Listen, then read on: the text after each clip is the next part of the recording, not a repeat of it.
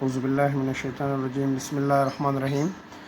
This is your fourth chapter, which is also called Unit 3, and related to a chapter which is called the biotechnology. What does biotechnology mean? The use of living organism or their products for the welfare of mankind is called biotechnology. What is use of living organism mean? Living organism mean bacteria and their products to insulin, hormone or chemical. Actually in biotechnology, by the help of this bacteria we make these chemicals. इसी bacteria के ज़रिए हम इन chemicals को बनाते हैं और ये chemicals जो है फिर इंसान के फ़ायदे के लिए इस्तेमाल होता है. इसलिए हम इसको क्या कहते हैं कि the use of bacteria or their products for the welfare or for the benefits of human, it is called biotechnology. अगर ये बायोटेक्नोलॉजी फील्ड ना होता तो ना हम ये बैक्टीरिया इस्तेमाल कर सकते थे और ना हम ये प्रोडक्ट्स बना सकते थे. और इस प्रोडक्ट्स की एब्सेंस में, इस प्रोडक्ट की मतलब मौजूदगी में अगर ये नहीं होते तो फिर मुख्तलिफ़ किस्म की बीमारियाँ जो है ये ट्रीट नहीं होते. जिस तरह ये शुगर मसला जो है, ये जिसको हम डायबिटीज़ कहते हैं, शुगर मर्ज़ वगैरह, ये सब कुछ होते हैं. ठीक है. एक्सप्लेनेशन इसका क्या है कि इसका अल्टीमेट गोल क्या है? तो ultimate goal of the field to improve the products for the living organism by the modification of their DNA. ये किस तरह होते हैं? तो एक्चुअली हम क्या करते हैं, हर एक ऑर्गेनिज्म का अपना एक डीएनए होता है.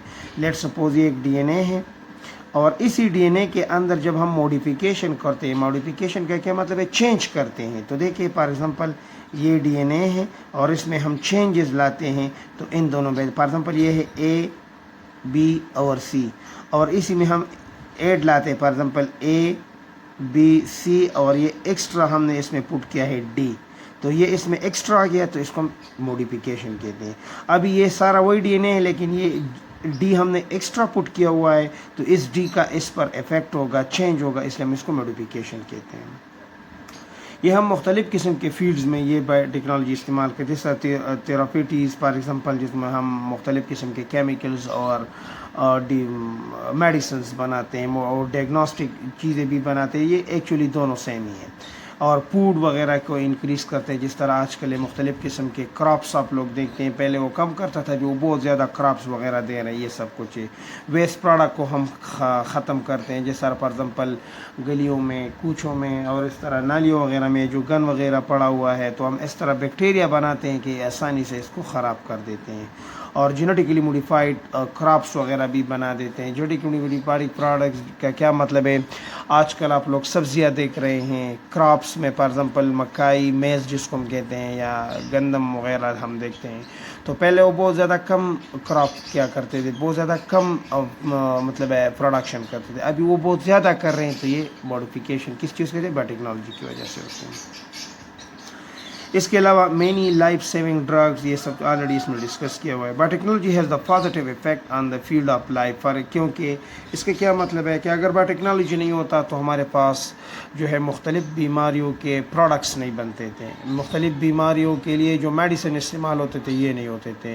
तो बायोटेक्नोलॉजी जो है, बायोटेक्नोलॉजी ही की वजह से जो है मुख्तलिफ़ किस्म के प्रोडक्ट्स और मुख्तलिफ़ किस्म के मेडिसिन बन जाते हैं, जिसकी वजह से मुख्तलिफ़ बीमारियाँ ट्रीट हो जाते हैं. बायोटेक्नोलॉजी की ही की वजह से मुख्तलिफ़ किस्म के क्रॉप्स जो है उनकी प्रोडक्शन में इंक्रीज़ हुआ है, जिसकी वजह से आबादी को आसानी के साथ अभी खुराक वगैरह मिल जाती हैं.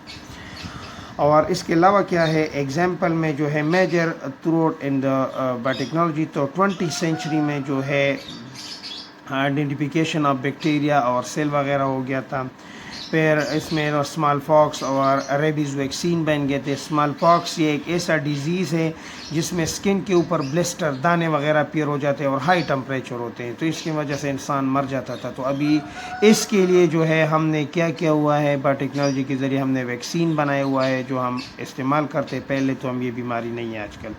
रेबीज़ वैक्सीन है. रेबीज़ एक वायरस है जो फॉर एग्जांपल कार्नियोरस एनिमल डॉग्स में, जेकाल वगैरह में, माइस वगैरह में ये एंटर हो जाते हैं और इसकी for example central nervous system को, ब्रेन और स्पाइनल कॉर्ड को डैमेज करते हैं और इंसान पागल हो जाता है. ठीक हो गया. तो एक्चुअली ये रेबीज़ वैक्सीन जो है जिसको हम पागल कुत्ता कहते हैं, उसमें भी ये सब कुछ होते हैं इसमें. آرٹیفیشل سویٹنر ڈی این اے اور کروموسوم نے ڈسکور کیے تھے. 20 سینچری میں پھر ہم نے پینسلین ڈسکور کیا تھا. یہ ایک ڈرگز ہے جو فنجائی ایک آرگینزم ہے اس سے ہم لیتے ہیں اور اس کی وجہ سے ہم رسپائریٹری ٹریک ڈیزیزز جو ہے یہ ہم ٹریٹ کرا دیتے ہیں. اس کے علاوہ کلوننگ آف پسٹ میمل. تو کلوننگ جو ہے آج کل آپ لوگ دیکھتے ہیں کہ اگر بچے پیدا ہوتے ہیں تو یہ ایک میل ہوتا ہے ایک فیمیل ہوتا ہے, تو میل کے باڈی سے آرگینزم میں ٹرانسفر ہو جاتے ہیں اور اس طرح فار ایگزامپل ٹرانسفر ہو جاتے ہیں کدھر فیمیل میں ٹرانسفر ہوتے ہیں اور وہ فیمیل آپ لوگوں کو جو ہے بیبی پروڈیوس ہو جاتے ہیں. تو اس کو ہم انویو پروسیس کہتے ہیں. انویو وہی پروسیس ہوتے ہیں جو آرگینزم کے یا سیل کے اندر ہوتا ہے. اور یہ انویٹرو کا کیا مطلب ہے کہ یہ آرٹیفیشیل ہوتا ہے, ماں کے پیٹ کے باہر یا ایک آرگینزم کے باڈی کے باہر, فار ایگزامپل انکیوبیٹر اس کو ہم کہتے ہیں, یا شیشوں کے میں اندر ہو, یہ سب کچھ پروسیس ہوتے ہیں. تو یہ بھی ہم نے آرگینزم میں بتایا. 23rd سینچری میں ورٹیبری انورٹیبریٹ اور یہ سب چیزیں جو ہے ڈسکور ہو جائیں گے اور یہ آپ لوگ اس چیپٹر کے بعد میں جو ہے آپ لوگ اس کو سمجھو گے. Thank you.